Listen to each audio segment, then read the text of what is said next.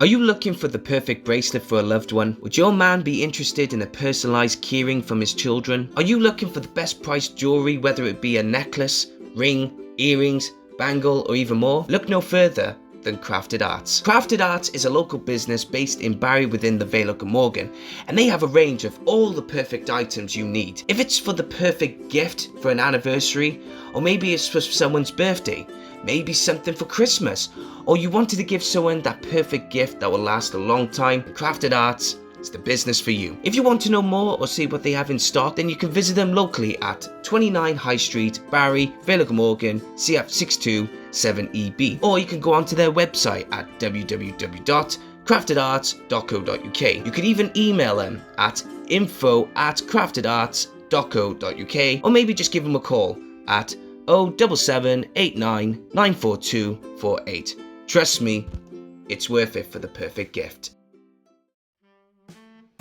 The best thing about Creative Space is that we don't just want to encourage people in being creative in TV, film or even theatre. We also want you to be creative in a variety of other things as well. So do you want to have experience in making jewellery? Do you want to pick up a hobby but do not know what to take or where to start? Then look no further than the Vale Jewellery Workshops. Vale Jewellery Workshops provides the best experience in teaching you how to make the best sterling silver jewellery. They will help you make a range of silverware including rings, bracelets and many more pieces. You will learn the basic silversmith skills such as soldering, texturing, shaping and lots more. Not only do the workshops provide the experience for adults, it also provides the best experience and fun for children as well. So if you want to learn on how to make sterling silver jewelry, and if you're very interested, go onto their website at www.valejewelryworkshops.co.uk or get in touch with them via email at info@valejewelryworkshops.co.uk or even phone them at 07789 794248.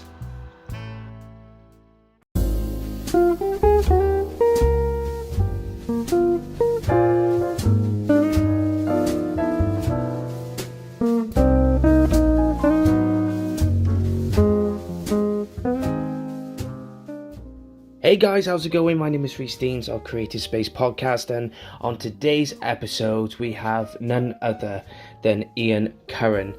Ian is a children's author and he's got a book out called The Owl That Could Only Twit, which is out now on Amazon, Waterstones. You can look it up and you can also order it on his website www.iancurran.co.uk, and also he is the man behind many musicals including Sleeping Beauty, which you can go on his website and look up. It's absolutely fantastic, and this one is, I think it's the first time in a long time where I've actually not used Zoom to do my podcast.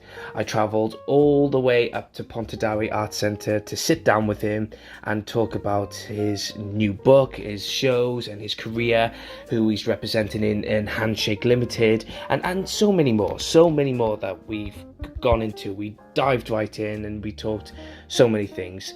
Without further ado, let's get on with it actually. It's me and Ian CURRAN on Creative Space Podcast.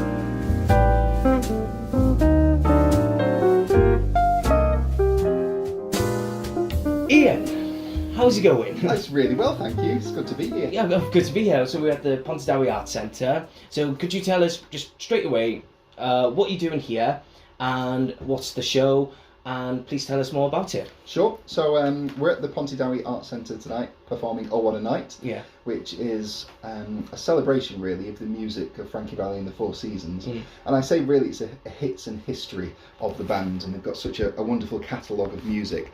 So I've written a show that kind of combines all the music almost in chronological order, so the audience can see how the band started in the early days of the 1950s and the doo-wop period with the close-knit four-part harmonies, going through into the 60s with a kind of pop chart success, and then a little decline in their popularity before their real rise through the Northern Soul kind of period of music. So it's kind of encompassed within a 2-hour show, so it's a really kind of fun, upbeat, uplifting performance. So it's Oh What a Night it's called, and we kind of do a lot of venues in Wales and across the UK as well, so we're touring all through the year. Has it always been your goal from a very young age to do creativity, you know, working in the arts industry? Was it always that goal, or was there another goal? Because I think I got it down on here. I made a note because there's like a barrister. Yeah, well, to be honest, working in the arts was never really something that I was told was possible. It never seemed to be an option. It never seemed to be a way of making money. It was something that you could do for free if you wanted to do a painting or something creative. It was a hobby more than anything, and it was never really pushed as being a way to make a living. But I always loved writing, especially telling stories. I used to make little picture books myself and tell stories about little mice that lived in skirting boards and things like that. And so it was always very creative, kind of. My personality was very creative growing up, but never linked it to being a job. And then when I left university, I started writing scripts for projects that I was working on. If I was doing some presenting for TV, I'd be asked to look at the scripts and amend those, and kind of write for the stage as well as we were going during my university course. It was part of that course to make things for the stage. So then it started to become, actually there are avenues that I could pursue that are creative. Whether that's writing for the stage or writing books, there's ways and means to make money through storytelling. But really, from when I first started out, especially in primary school, when people say, "What jobs do you want to do?" I wanted to be a barrister, and I wanted to work in law. And then I did some work experience at a newspaper company, thinking that might be an option as well. But yeah, it's trying to find where you fit in the world, isn't it? Really, I think the same for everybody, regardless of what they do. You should have heard my answer to what do I want to do in life and everything. I think it's more drastic than. Oh really? What was yours? Football hooligan. Well, it was. I can't remember it specifically at the time. Like primary school, one does not let a primary school kid watch Football Factory and think Danny Dyer is the best thing since sliced bread. But I don't know. It was just that desensitization of, oh, this is amazing. So and then I think the following day or the following week, I just happened to say I want to be a football hooligan, and people are like, whoa, what's this? Calling up my mum and dad thinking, where does he get this from? And but it never happens, you know. I'm not coming here black and blue or anything. But I think you're pushed, aren't you, in a young age to have something to say. You have to have something to say, whether it's going to be your future or not. It's always that kind of, right, what do you want to do? Let's form a pathway to that particular thing. I've always found it to be very it's like anyone, you know, from primary school ages, right? No one's going to know. People, it's like a cliche. I want to be an astronaut. I want to be a fireman, a policeman. You know, they want to do those things, and it's like I don't know. It was I was watching a musical the other day. It was the film. Everybody's talking about Jamie, and me and my missus were watching it, and I got so riled up when this scene where the teacher was going, right, Jamie, what do you want to do? And he says, oh, I want to do drag, I want to do this and everything. And she's like, oh no, it's not going to work, you're going to have to do something else. And I'm sat there, and excuse my French, I was like, what? Who in the right fucking mind told you that I can't do this? You know, and luckily for me, I've never had that, and you never had that. No, I did. And did you? Yeah, my careers advisor made us fill in a multiple choice questionnaire. And I said, I'd really love to be an actor, because by this time I was about 16, and I'd really like to be an actor. How do I go about doing it? I've done amateur theatre, and I think this is the avenue that I'd really like to pursue. And they didn't mention anything to do with stage schools. Stage school wasn't mentioned, and I was given a leaflet, well, not even a leaflet, but a kind of a wedge of papers of how difficult the acting industry was, and how 85% of performers at any given time are out of work, and all these stats to say how difficult it was. Never was I given any access to a stage school or any kind of options that those things were out there. And as a boy growing up in, you know, the outskirts of Manchester, if someone doesn't tell you that actually you can go to stage school in London, you can, you know, have a 3-year degree in musical theatre, and then there are options to go to after that. If you don't have that and people telling you, then how are you supposed to know? And this questionnaire, the multiple choice questionnaire, came back that I should be a French polisher. So I was... a French polisher? Yeah, because they identified in this questionnaire that I was creative and had attention to detail, and I liked kind of concentrating on a particular project at a particular time. So a French polisher came back. So, and I've never since then met anyone who's a French polisher. No. So how you're telling a 16-year-old boy to go and be a French polisher when, you know, they've got aspirations to go to university or stage school is so far removed from the actual. So that's why now, when I've got to this stage in my career, that if anyone comes and asks how can I do this? Is there a way around? I've got this interest, or I've got this particular desire. What can I do to get there? I'll always try and help the young people, and I think that's so important that now I know how to build a career in theatre especially, and since then in children's books. If anyone comes for advice, it's so important to give that and pass that down to the next generations to see how to make their path. Oh, exactly, because you obviously you don't want to tell them that it's going to be, you have to go here and there. You obviously going to have to tell them the pros and cons of, look, it's hard, but if you really want to do this, you got to stick to your guns. I mean, everything is hard. This is the thing. It's not just the acting; it's just everything. Everything is hard. Of course it is. And you think, when I wanted to be a barrister when I was young, and people said, "Well, that's great. That's a really great, solid career option." When I was speaking to barristers and lawyers, they were saying, "Oh, it's a very competitive market." But then you speak to actors and they say, well, it's a very competitive market. Well, of course it is. The workplace is a competitive market. Yeah. So be the best that you can be and hone your skills as much as you can. But there is work out there. Mm. So somebody is doing those jobs. So anything worth doing is going to be competitive. Mm. So it doesn't mean that you shouldn't be a competitor. Yeah, exactly. And I mean, when I was... I wanted to do acting as well. I've always said I want to be an actor, but I never said that until I was 13, 14, because even the age below that, apart from saying I want to be a footballer again, I just said, I did not know what I wanted to do. But then when I started doing acting, I thought, this is amazing. But then it was in sixth form. We did a module on the industry itself, and a friend of mine, who was a teacher, said, it's not easy. Right, and I was like, then I still want to work in the industry, but I'll do something like as a backup. So writing was another thing as well, and I started writing a bit of storytelling, etc. And I did my first play when I was in university, so I went and did a BA script writing degree in the Atrium in Cardiff, did a master's degree in drama, but it was always trying to find theatres or workplaces like the National Theatre Wales and anyone to give me an opportunity, but they weren't. Yeah. And one thing I never ever liked was when people say, there's a job application, you go and apply for the job, and in the application it says experience not necessary, and you put it in, and then they said, sorry, you haven't got enough experience, and I'm sat there thinking, but that contradicts, not just in that industry but everywhere as well. It's just like, how can one get experience? And there's so much positive discrimination on those job applications across the board, really, with trying to level the playing field with especially working class performers or people from a coloured background or any kind of racial disparity that they may have. Being included on job descriptions, I find unfair, because that in itself is racist to me. Don't identify you need these people to apply, or you need that sort of person to apply. Just open it. And meritocracy is the only way to go for these things, really. And then that in itself will eradicate racism and eradicate kind of any identity crisis out there, because all you'll be considered for is the best that you can be. Yeah.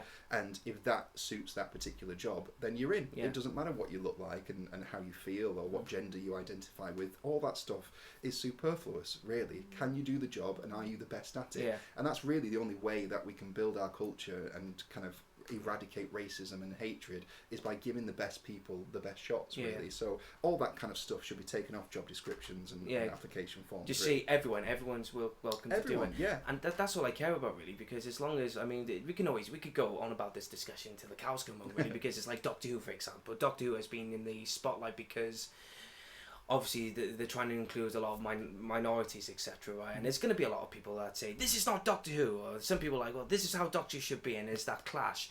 And me, as a fan of the show, I'm like, I don't care. As long as the story's good, it makes sense, I don't care. As long as, the formula of Doctor Who is, the Doctor arrives, there's a monster, Doctor fights monster, beats the monster, or has to go and do it for another episode, and then buggers off. Yeah, and part of the success of Doctor Who is that it's transformative. So the next Doctor to come in is going to be different from the last, and it's sci-fi.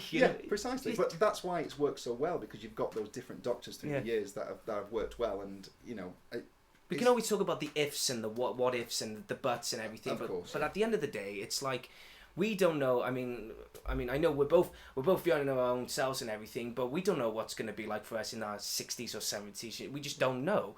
And to be honest with you, I don't want to know, because I'm into the now, like what's happening now that can benefit the future to come.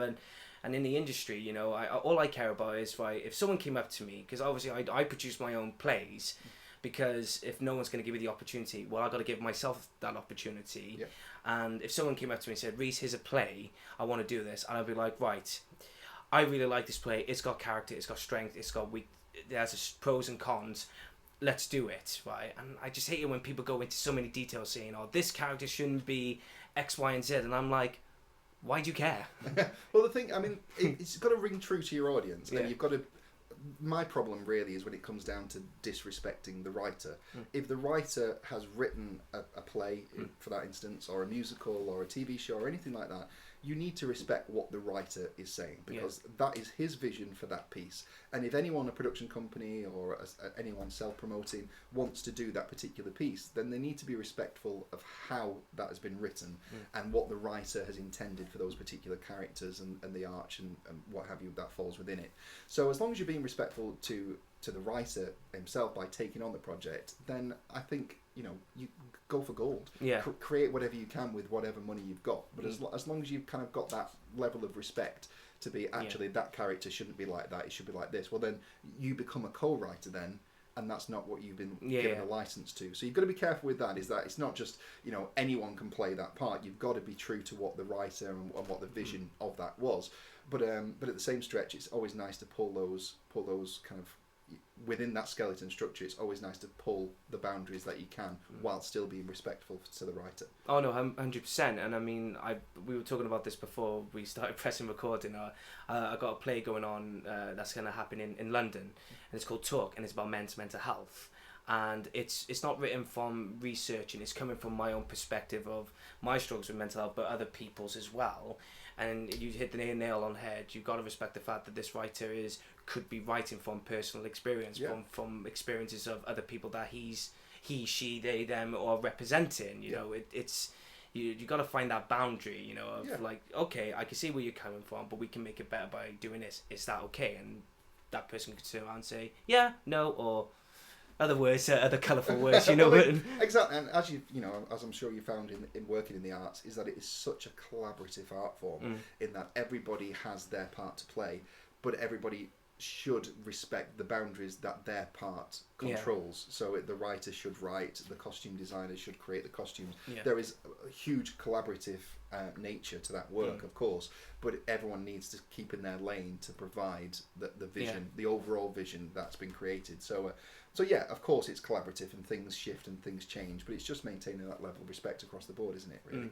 So Sleeping Beauty is a musical that you created, and I wanted to know from someone who wants to write a musical for the future, how does one like yourself going about it? Obviously Sleeping Beauty, timeless classic story, being done many, many times, but I wanted to know how unique is your Sleeping Beauty, and also how did you go about in creating this piece, basically? Well, I mean, it started probably about 8 years ago, and I was working with a musical director called Simon Hanson, and we were doing pantomimes together up in Durham, and we met there, and I thought it'd be really nice to create a new musical, but so not a pantomime, but a musical on a fairy tale.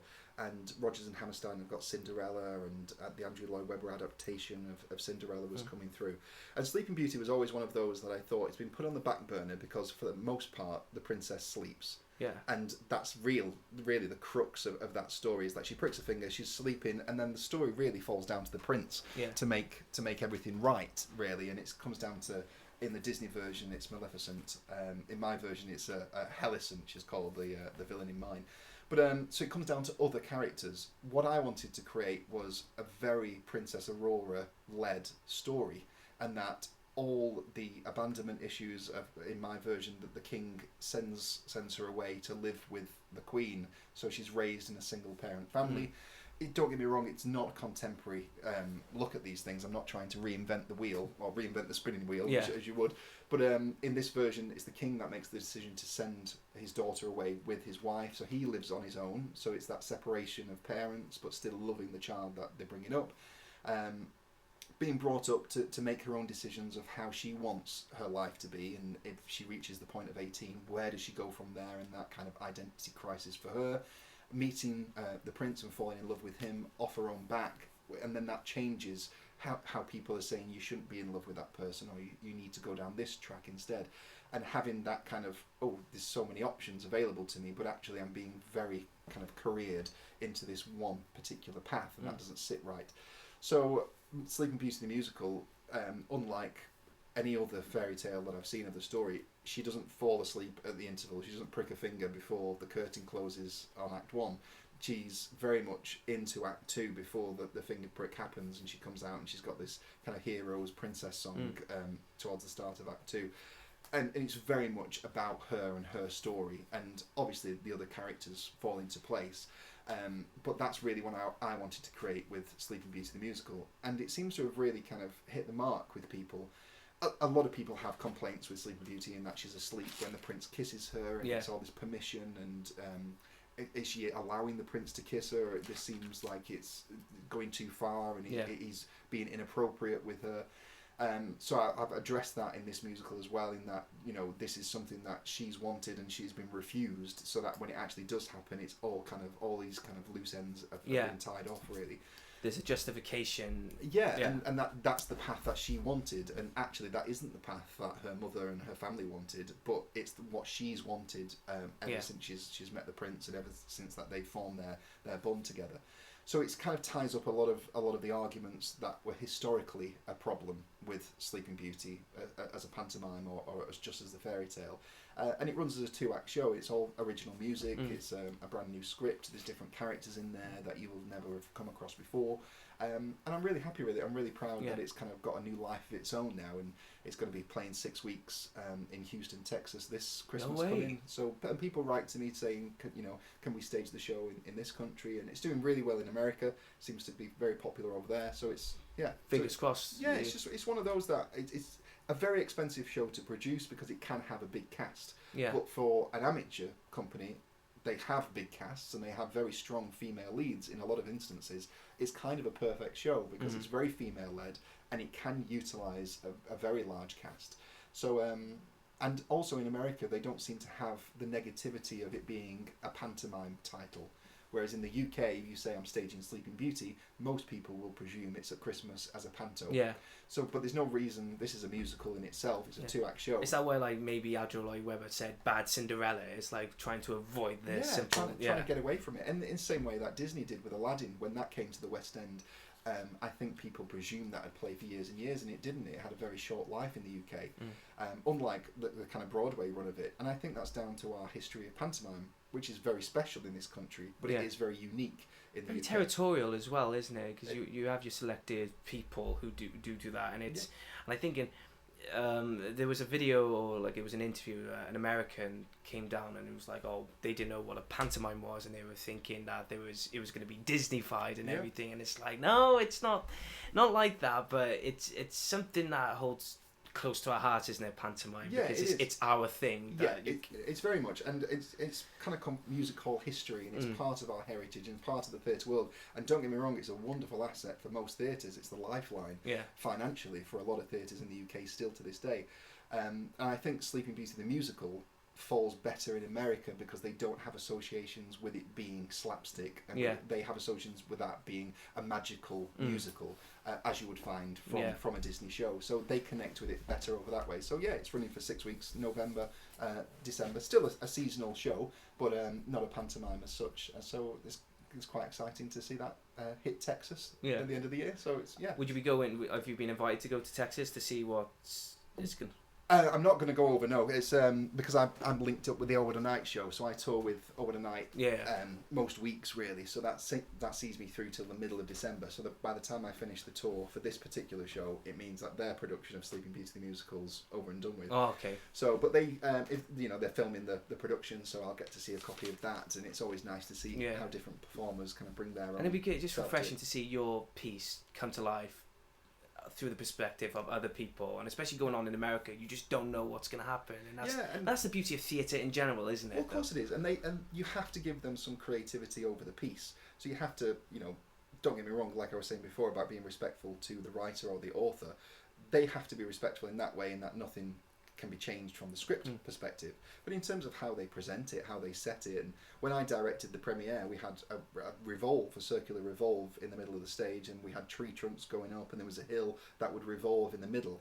Now, most production companies won't go to that length to have a revolve on the stage and trees all around that move. So it's interesting to see if they use projections, or whether they use, traditional kind of flies to bring it in, or whether they, do it in the round. It's entirely up to them. There are so many different variables to present the show. But yeah, as long as they stick to the script and stick to the songs, then they can do really whatever they want with it, really. We'll go on to the your children's book in a minute, and we'll go on to a few other things. But I want to talk about, obviously, because how we got in contact. I've asked her about another particular individual, and you representing. So you work for Handshake Limited, is it? Yeah, that's so right. How did that come about then? So I was performing in a show, and it was up in Manchester, which is where my family base is. I was living in London at the time, and I was performing in a show, and I met the producer who put that show on, and I said, actually, I'm looking at getting out of performing and acting, and I've met a beautiful girl in London, and I think we're going to move in together in Manchester, so I kind of need something a little bit more stable, and looking for a regular job.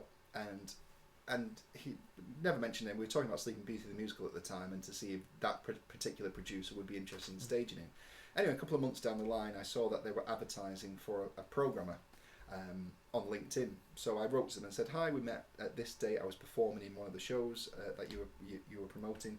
But I'd like to be considered for this. So I went in for an interview, and they asked me to create a tour, really a tour schedule for one of the shows that they already had, do some poster designs and things like that, and got offered the job. So really it's, I work as a creative producer now, but most of it is programming shows. So it's either shows that I've written and created myself, like the Over the Night show, which is all Frankie Valli based, but other ones, so I have some original artists. Shiwaddy Waddy is a rock and roll band, so I booked the dates for Shiwaddy Waddy. We have a country night in Nashville, which has played the Royal Albert Hall, but also now tours the UK. A West End show called Mania, the ABBA Tribute, which is a show that's played a couple of seasons in the West End, but predominantly tours the US and the UK. So there are a few different shows that we've got that seem to do really well, and it's my job to make sure they play the right venues for that particular show, really. So that's my kind of day job, Monday to Friday, really. And then most of the time Fridays I'm on the road with another show. So it's kind of really Monday to Thursdays that I'm in the office. But it takes up a lot of time. But do you enjoy it though? Yeah, it's brilliant. And the great thing about that is you see it from start to finish. So for instance, the other year I wrote a show called One Night at the VE Day Proms, and it was an idea that I had because it was for the 75th anniversary of VE Day, but obviously COVID struck and it kind of got delayed by a few years. But the idea was to create a show that would show how music played a part in World War II and how it was used for different reasons, whether that was propaganda or to boost working morale or to connect loved ones from overseas. There were lots of different ways in which music was used during that time. And I wanted to put that on stage because I've never seen it done before, and it'd be wonderful with a live orchestra to give that narrative in between, but to show those songs that really made Britain great was the idea. And that was an idea that I had. We created the poster for it, we sold the show to theatres, and it toured concert halls really, and played London Cadogan Hall and Harrogate's Royal Hall and a couple of other places. And it was a really wonderful project because I could see from just the germ of an idea that I had how a whole project came about to creating the costumes, to making sure the orchestra were there, how the stage was set out, how it was lit, to see the final reaction with people waving the flags in the audience. It was a really wonderful process, and that's a great thing about Handshake is that they will invest in new productions and new shows, and you can see them from start to finish. So it's not just working with pre-existing bands that have already got their show. What excites me is being able to create from start to finish a brand new theatre show, really. But all the while, these established bands and these established shows that are already out there, say the Mania show, has been going for 20 years, doing the best of ABBA, and it was one of the very first kind of ABBA tribute shows to hit theatres, really. So to see that go to its next life now as well, on tour, and again it's recently played the Shaftesbury Theatre in the West End. So it's always lovely to see how that show still connects with an audience, and to book that into new venues and new places. So yeah, it's still exciting, to create new pieces, but also to give rejuvenation to the old classics as well is really special. Are you looking for the perfect bracelet for a loved one? Would your man be interested in a personalised keyring from his children? Are you looking for the best priced jewellery, whether it be a necklace, ring, earrings, bangle or even more? Look no further than Crafted Arts. Crafted Arts is a local business based in Barry within the Vale of Glamorgan, and they have a range of all the perfect items you need. If it's for the perfect gift for an anniversary, or maybe it's for someone's birthday, maybe something for Christmas, or you wanted to give someone that perfect gift that will last a long time, Crafted Arts is the business for you. If you want to know more or see what they have in stock, then you can visit them locally at 29 High Street, Barry, Vale of Glamorgan, CF62 7EB. Or you can go onto their website at www.craftedarts.co.uk. You could even email them at info@craftedarts.co.uk, or maybe just give them a call at 07789 94248. Trust me, it's worth it for the perfect gift.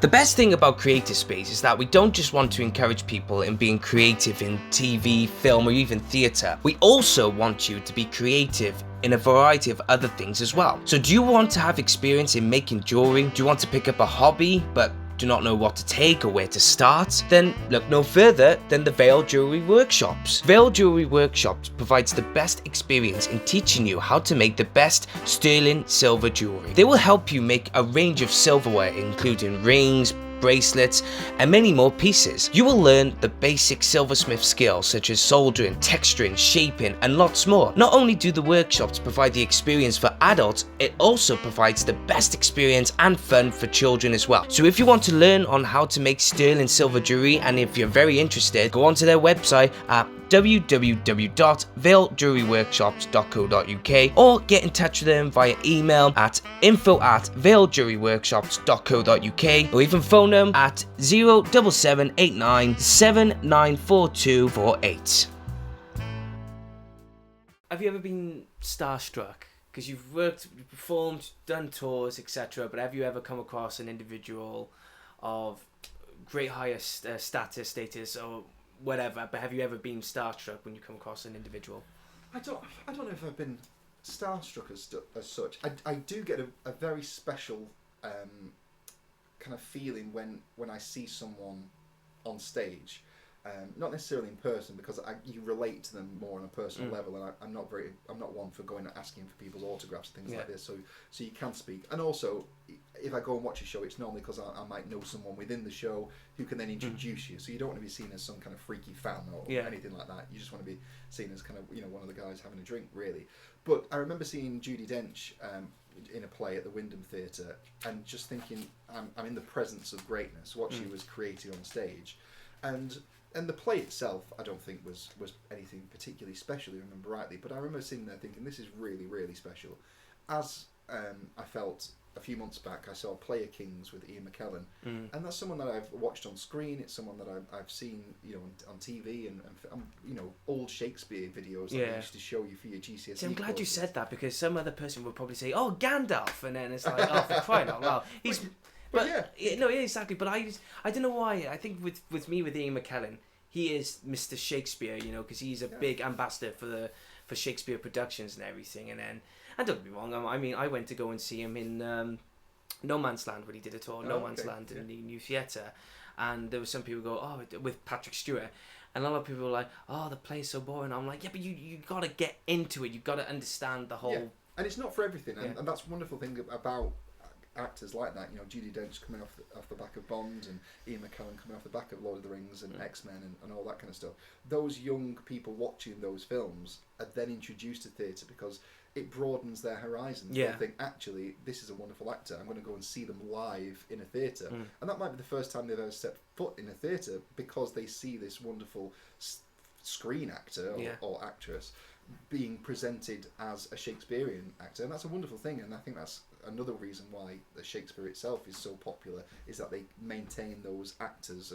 And working in rep, I think, as well, has built those theatre actors up into being wonderful screen performers. And so it's great that when they do go back to the stage, that feels quite special, that they haven't lost the roots, and actually this is how they've how they've earned that, the kind of credentials that they've earned is through starting out in rep theatre. So it's always wonderful to see people like that, I think. But it's not something, I wouldn't say starstruck, but I think you've got to recognise when those moments happen, because they are few and far between. Yeah.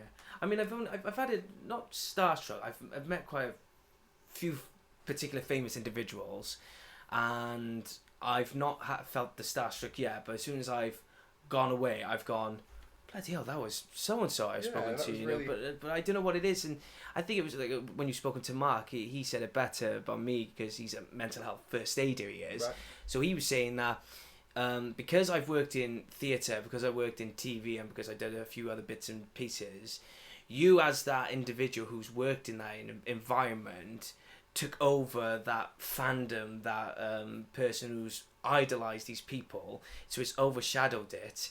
So that's why you don't react, like you said, if you saw like Ian McKellen and Judi Dench and you shook their hand, you're like, oh, nice to meet you and everything. Yeah. But when you come out and you've dropped that facade, as some people would say, it's that, oh my god, I just done that, and how did I manage to compose myself? Yeah, you don't need to be professional then in your own space, do you? That's the thing. But yeah, I think it's important to acknowledge that those are special moments, and especially if you are a fan of someone. But yeah, I think it's in theatre, there's always the anticipation that the next project you might work with someone of a star status or of a celeb status, or especially with me now working for the production company, is that we might work with star names and we might work with celebrities, and so then that means we will be speaking to them via email, over the phone. We'll be meeting there if I work as a tour manager and going to venues with them.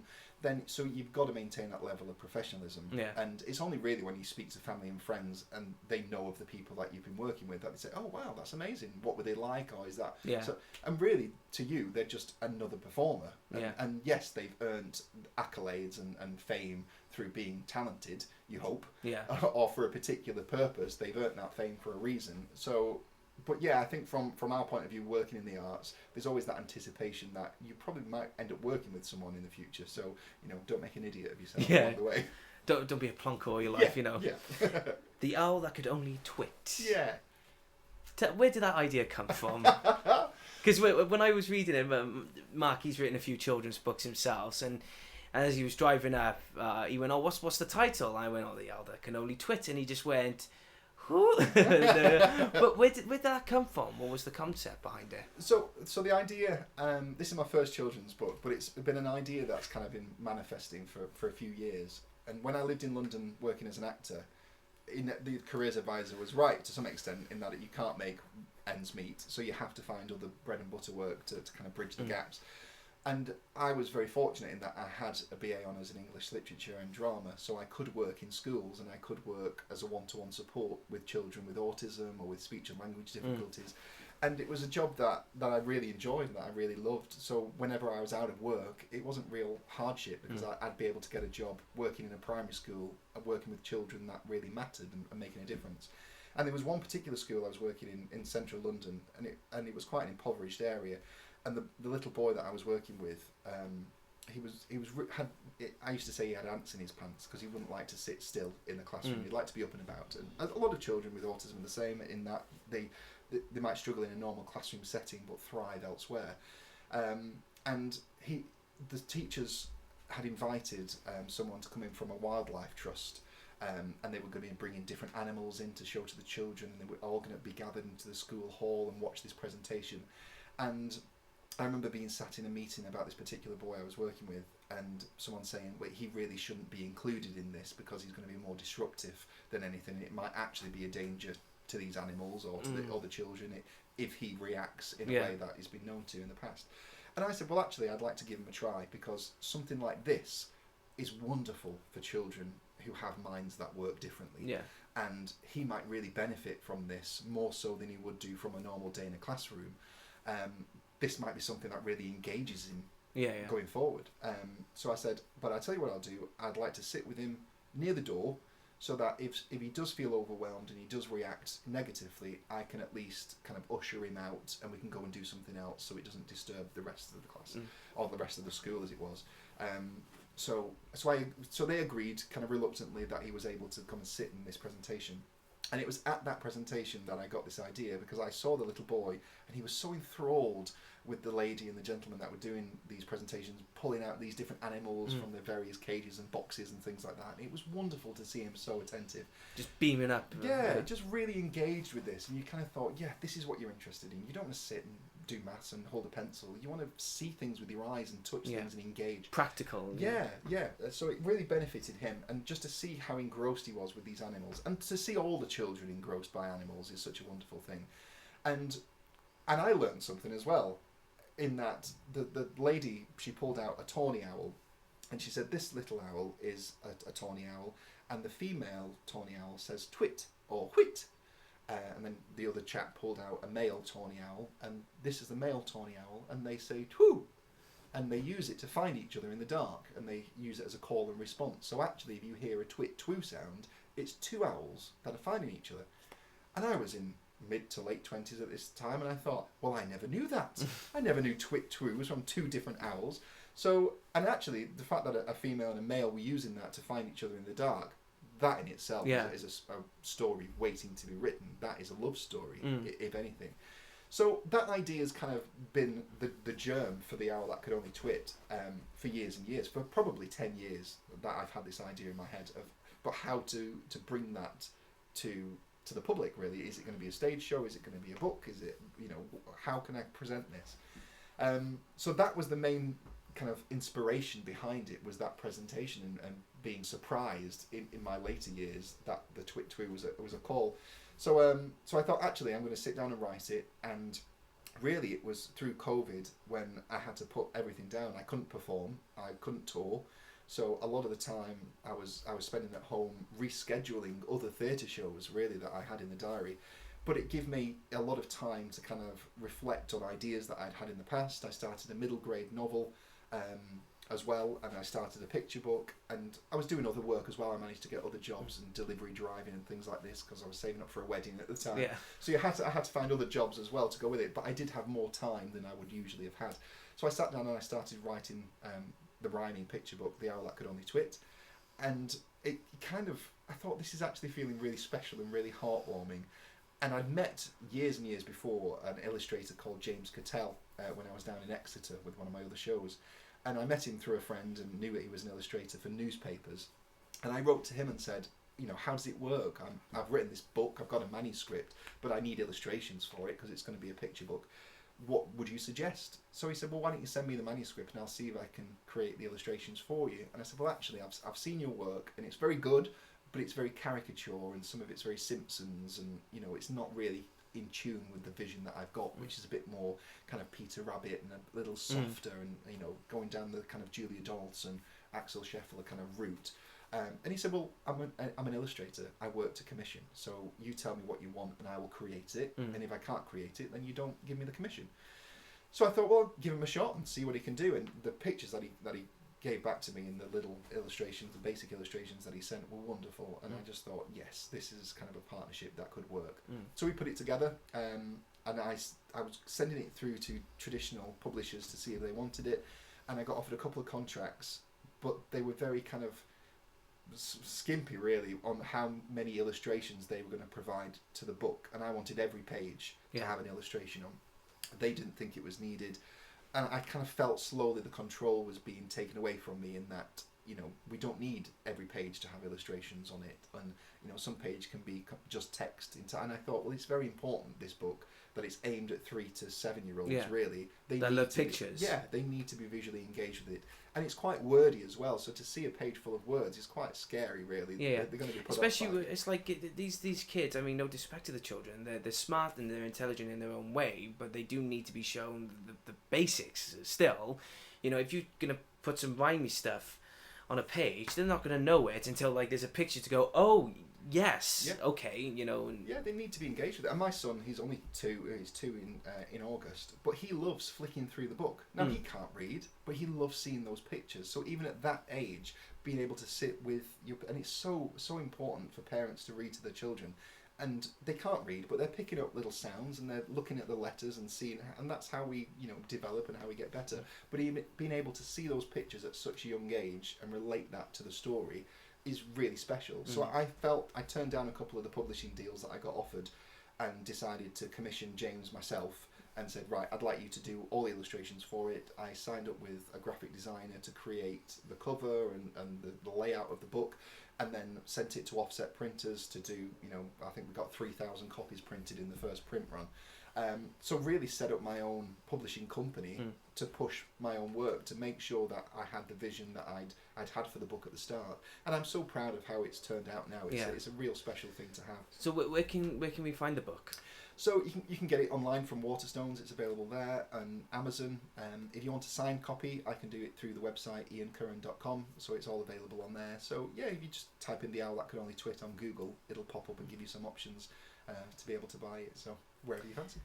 That's a couple of questions for you, Ian, and thank you for taking the time to speak to me about all these projects. Wonderful stories that you've done. It was absolutely fantastic.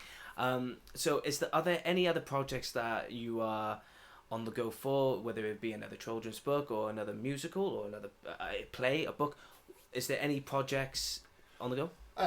Yes, there always is. Yeah. There always seems to be. I think my mind can't rest, and if it has a moment to relax, then there's something else that pops up. I'm the same. Don't worry. Yeah, I think a lot of creatives are, aren't they? There's always the next project that you want to be engaged with. So The Owl That Can Only Twit is a book at the moment, and over the past month, I've sent out an application for composers to work alongside me on creating a stage adaptation of the show. Oh, brilliant. So that should hopefully be a 50 to 55 minute stage musical, and the idea is that we write original songs for it, but it fits to the book, so whoever's bought the book will know the story to it. And like I say, it's a lovely love story, so it lends itself really well to a stage adaptation. But that in itself means I need to write lyrics for the new songs. I've written a couple already, but there's maybe 3 or 4 that we still need to write. And the composer needs to do the underscoring and create that for a stage show. And then that means I'm hoping to use some puppetry for the main owl. So again, that's an added expense down the line. So I think that's probably going to take up the best part of this year and into spring 2025, really. So yeah, that's one of the main ones. I've written a show called Dance Heroes, which is an interactive dance show, which has a big LED screen on the back, and the audience can join in with the dance itself. So that's quite an uplifting show and an upbeat one. So that hopefully might hit theatres soon, or it might go to kind of cruise ships or holiday parks. It's kind of one of those real kind of feel-good interactive shows. So I'm hoping that's got legs as well. So yeah, lots of different things really, and I've got another children's book that I'm working on called Jurassic Juniors. Okay. Which kind of reflects on the 3 different stages of the dinosaur period, but kind of children are so knowledgeable about these things, and especially same. I was the same. I was a mad dinosaur fan. So I'm gonna get my facts right. So otherwise I'll get pulled up by these children. Yeah. So it's Jurassic Juniors. And let alone the PhDs. Some 5-year-olds gonna be like, hang on a minute. They retain these things. They retain all these information and the pronunciation. But why dinosaurs? That's the thing. Why dinosaurs? That is the most why these creatures? Is it because they are larger than life? Is it because because they're not been around for millions and millions and millions of years, that it just leads the kids to having their imaginations about them? I think it's one of those things, isn't it? It's in the same way to unicorns, they feel mythical, but the great thing about dinosaurs is that they weren't, and you can actually go to the beach and still find some kind of fossil from that period, and so there's still a link, and you can go to museums and see these things, and the variety of them as well, and the size and the grandeur of it is beyond comprehension, really. So these children go and seeing these magnificent things in museums, but still having that connection to being able to find a fossil in your back garden is amazing. And so but I've not seen yet. There's lots of different dinosaur things out there, but to do it from a kind of a youthful junior dinosaur kind of period, but be still quite knowledgeable about what happened and use the right periods of time, and bring a collection of dinosaurs together that form a friendship group. I think is going to be really, really great, and also safe for a young audience as well. Jurassic Park is wonderful and all their kind of films that they've done, but that's for our age really, and because they still go into the barbaric scenes of like a dinosaur going to eat a human. It's like right in front of you, and it's a thriller at the end of the day, and you can't sit there with a young child. So it's being able you can't put like a kid in front of it. It's like, oh, I love sharks. Oh, come on then, watch Jaws. Precisely. It'll scar them for life. So it's trying to present a book to them that is safe and that parents know is safe, but it's also kind of informative and fun along the way. Yeah. So it's trying to. So that's my my kind of, artistic stretch at the moment, is trying to combine all those things, trying to make information fun, using the kind of babies of the Jurassic world, really, but also reflect back on different periods through the different kind of Triassics and what have you through that time. So that's another project that's going. Yeah. So a book and a stage show will keep me busy now for at least a year. You only just started, but I always ask this question to every single guest I've had on the show, and it's become like a tradition now. But for you, so far, how do you look back on your career? Fondly. With great affection, really. I've worked hard. It's I've not been gifted anything. Every job that I've got, I've auditioned for, or I've kind of written to people, and I've really pushed myself.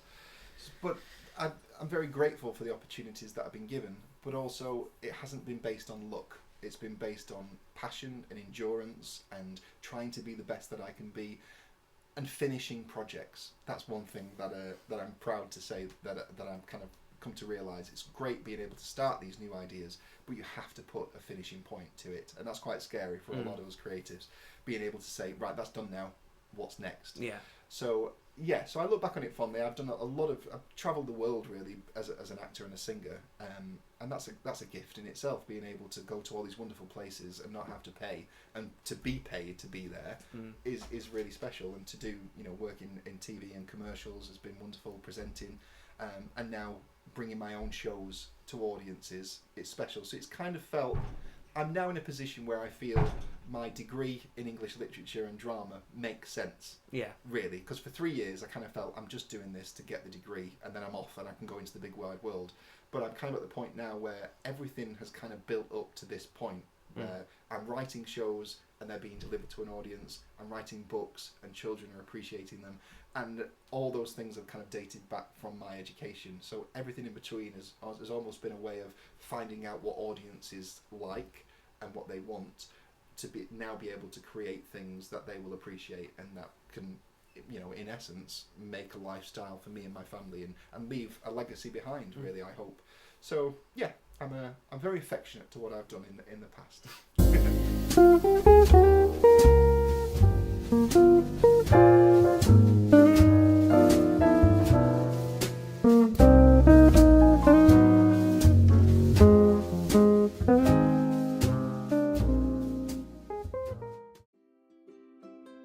Are you looking for the perfect bracelet for a loved one? Would your man be interested in a personalised keyring from his children? Are you looking for the best priced jewellery, whether it be a necklace, ring, earrings, bangle, or even more? Look no further than Crafted Arts. Crafted Arts is a local business based in Barry within the Vale of Glamorgan, and they have a range of all the perfect items you need. If it's for the perfect gift for an anniversary, or maybe it's for someone's birthday, maybe something for Christmas, or you wanted to give someone that perfect gift that will last a long time, Crafted Arts is the business for you. If you want to know more or see what they have in stock, then you can visit them locally at 29 High Street, Barry, Vale of Glamorgan, CF62 7EB. Or you can go onto their website at www.craftedarts.co.uk. You could even email them at info@craftedarts.co.uk, or maybe just give them a call at 07789 942 48.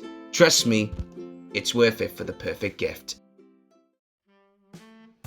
The best thing about Creative Space is that we don't just want to encourage people in being creative in TV, film, or even theatre. We also want you to be creative in a variety of other things as well. So do you want to have experience in making jewelry? Do you want to pick up a hobby but do not know what to take or where to start? Then look no further than the Vale Jewelry Workshops. Vale Jewelry Workshops provides the best experience in teaching you how to make the best sterling silver jewelry. They will help you make a range of silverware, including rings, bracelets, and many more pieces. You will learn the basic silversmith skills such as soldering, texturing, shaping, and lots more. Not only do the workshops provide the experience for adults, it also provides the best experience and fun for children as well. So if you want to learn on how to make sterling silver jewelry, and if you're very interested, go onto their website at www.valejuryworkshops.co.uk, or get in touch with them via email at info@valejuryworkshops.co.uk, or even phone them at 07789 794248.